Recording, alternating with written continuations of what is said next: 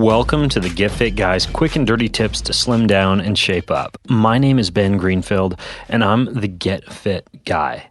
Now, as you can probably imagine, especially if you've ever spent much time in a locker room or at the beach, your body type and your body shape is relatively unique.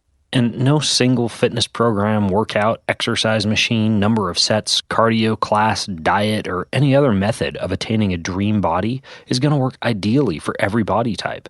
In other words, that magazine workout program or generic gym routine may not be optimized for you. In fact, it might be hindering your fitness goals. So, in this two-part series, I'm going to teach you how body typing works, how to figure out your body type, and how to create an exercise and eating plan for your unique body type. So let's look at the history of body typing. Back in 460 BC, a long time ago, the Greek philosopher Hippocrates proposed that there are two basic body types, and the slightly awkward Latin phrases he used to describe them can basically be translated to a long, thin body or a short, thick body. But body types weren't quantified or described more fully until 1919, when an Italian anthropometrist named Viola took 10 measurements of the bodies of a large group of people, compared the individuals to a group average, and then came up with 3 different and difficult to pronounce body types, which he quantified and described as microsplanchnic, macrosplanchnic, and normosplanchnic. And each of these different body types were quantified based off having a small trunk and long limbs, a large body and short limbs, or kind of an intermediate group. Now, a few years later, another guy, a German psychiatrist named Ernst Kretschmer, described 3 body types, and he described them as broad, round, and sturdy, long and thin, and large and muscular.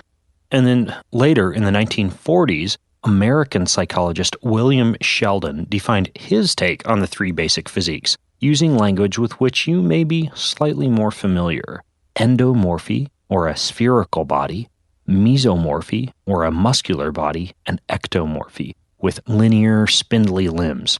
But Sheldon took his definitions one step further and devised an actual method of body typing called somatotyping, which was eventually turned into a mathematical model in the late 1960s. And in this model, bone length and height-to-weight ratios, body fat percentage, photographic analysis, and other measurements were used to develop what is referred to now as the Heath-Carter anthropometric somatotype. And this model, although very complicated and a real head-scratcher if you don't have a math degree, still serves as the basis for scientifically identifying body types. But it can be difficult and time-consuming to try and determine your body type mathematically. And if you're like me, you probably don't have the hours of time necessary, the many tools of measurement, or even the mathematical prowess required to determine your body type using the method of the Heath-Carter anthropometric somatotype.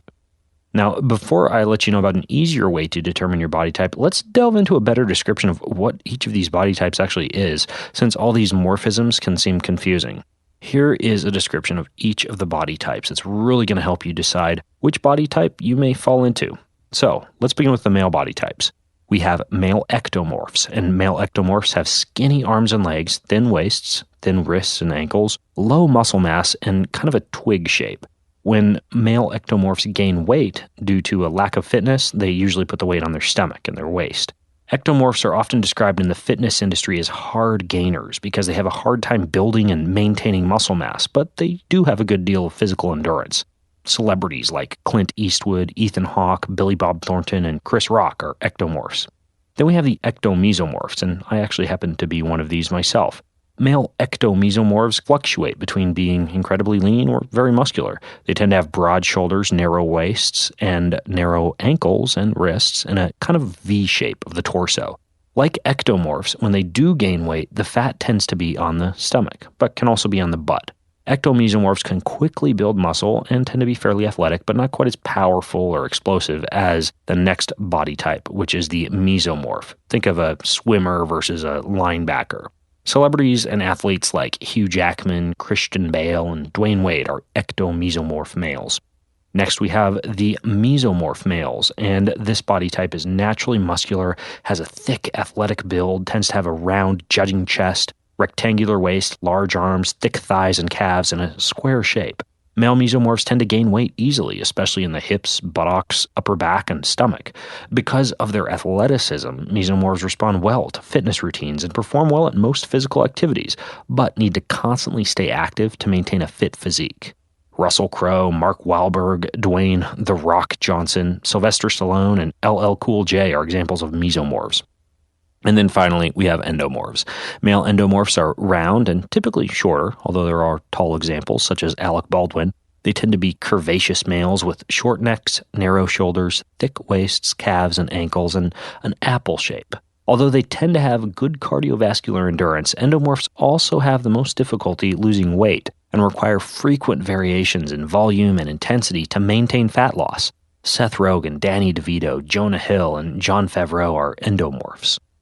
Now, what about the females? Well, females have similar body type descriptions. Female ectomorphs are waif-like and slim with thin necks, shoulders, hips, wrists, calves, and ankles, a ruler shape, a very linear shape. Female ectomorphs usually put their weight on in their stomach and their upper hips while maintaining relatively slender arms and legs. They're often skilled at endurance sports but lack the ability to develop curves without the proper exercise program. Think of Gwyneth Paltrow, Thandie Newton, Kylie Minogue, and Cameron Diaz as examples of ectomorphs.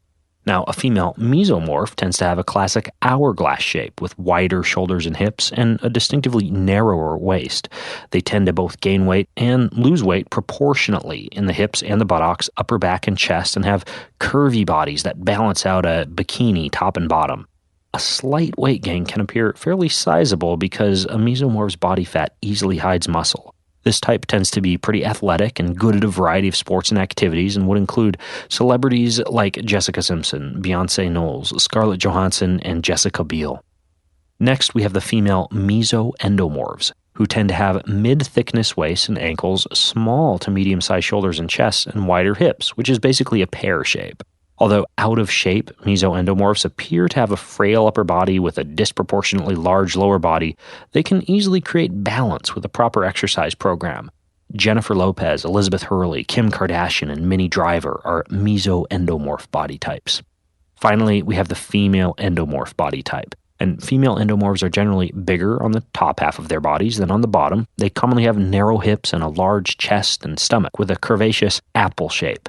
Endomorphs tend to gain weight above the waist or along the buttocks and are typically good at cardiovascular endurance, but like male endomorphs can easily put on weight without a customized or variety-laden exercise and nutrition program. Queen Latifah, Oprah Winfrey, Jennifer Coolidge, and Kate Winslet are examples of endomorphs. Now, in terms of figuring out what your body type is, you'll find that if you're, for example, a male mesomorph, you're going to be pretty dissatisfied with your fat loss progress if you engage in a heavy weightlifting routine. In fact, you might bulk up even more. On the other hand, that very same heavy weight training routine would give a female ectomorph the toned, curvaceous body type she hopes for. Meanwhile, let's say you're a female endomorph married to a male endomorph. You'll notice that as a female that the long, slow cardio sessions which allow your husband to shed weight fairly quickly are instead leaving your body tired, swollen, and certainly no lighter. So as you can see, this body typing stuff can get pretty complex, but I've spent the past year trying to make it palatable, practical, and easily applicable for anyone. So now that you understand body typing, I want to tell you about my new book, Get Fit Guy's Guide to Achieving Your Ideal Body. This book has a simple body typing questionnaire to figure out your unique body type and then gives you a customized fitness and nutrition program for your body. It's also jam-packed with my top body sculpting tips and tricks and over 200 images of exercises. So you can grab it now over at getfitguy.com and start working with your body rather than against it. Now, next week, I'm going to be teaching you how to take these principles of body type to get better legs and better abs for summer. But until then, you should head over to getfitguy.com, check out the video, some of the sample workouts, and the questionnaire I have over there, and I'd highly recommend that you grab the book as well. And until next time, what are you waiting for? Go get fit.